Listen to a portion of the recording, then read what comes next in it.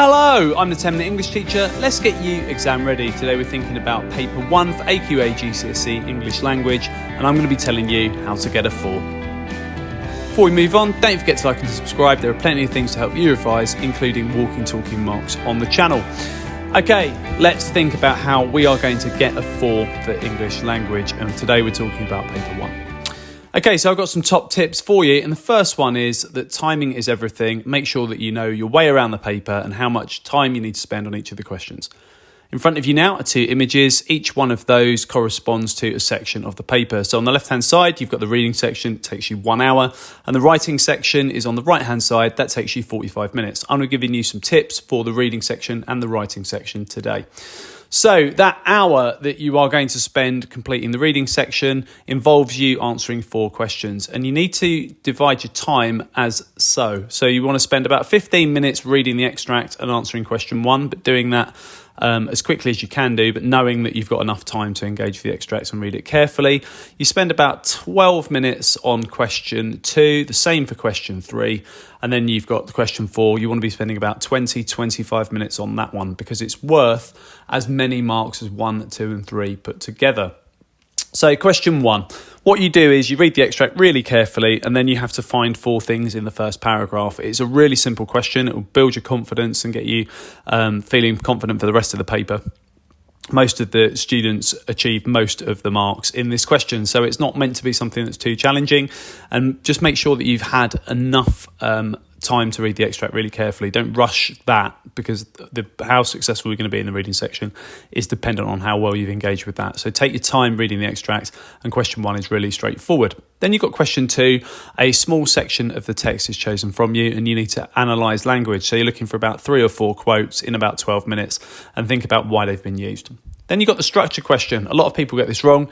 What you need to do is just show that you've engaged with the whole extract and provide a bit of a walkthrough of it.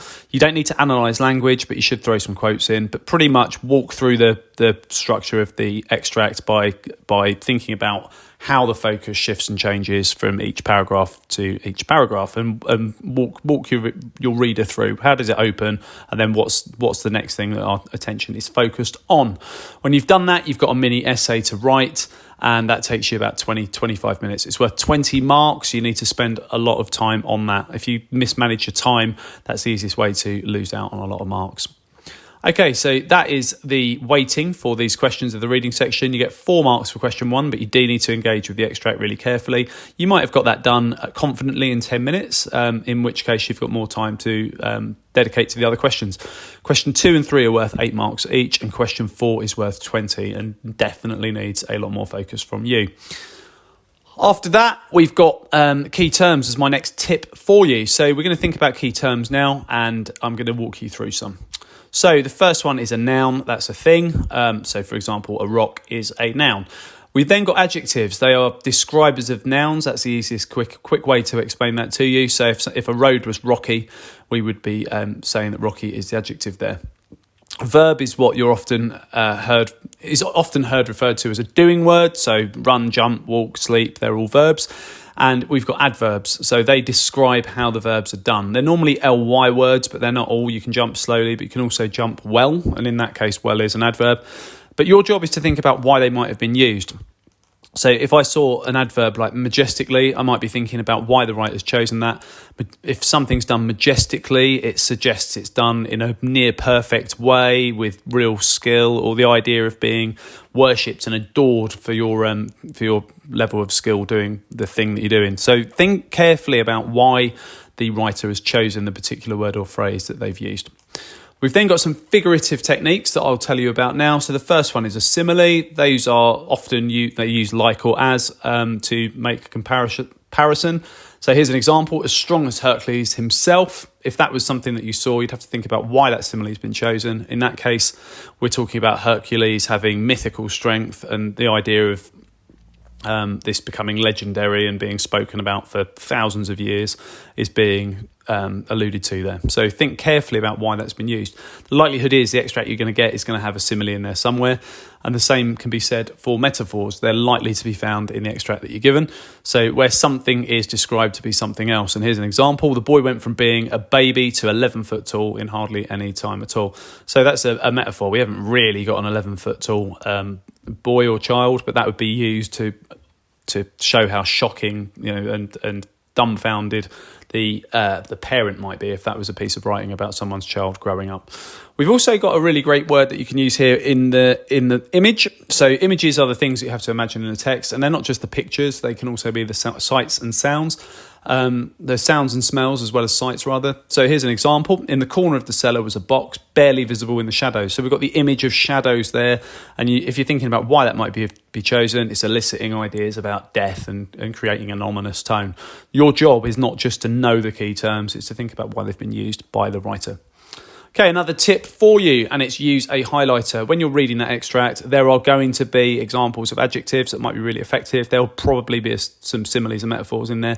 As you're reading carefully, use your highlighter because you're going to know that you're going to be calling on those key quotes in questions 2, 3 and 4 of the reading section. So that does make it easier for you to organise your thought process as you head towards answering the questions of the reading section. Another tip for you, and it's plan your writing. So once you're finished with that reading section, you've got the writing section. That takes you about 45 minutes. Okay, so here is a diagram of 45 minutes for you. So that's the time that you've got for this section. It's worth 50% of the marks and definitely needs you to think carefully about how you're going to approach the question. So the first thing you want to do is think carefully about planning your response. You're going to be given a picture and you can choose that to write some descriptive writing, or you'll be given a scenario or a prompt to get you writing. Here's an example of one.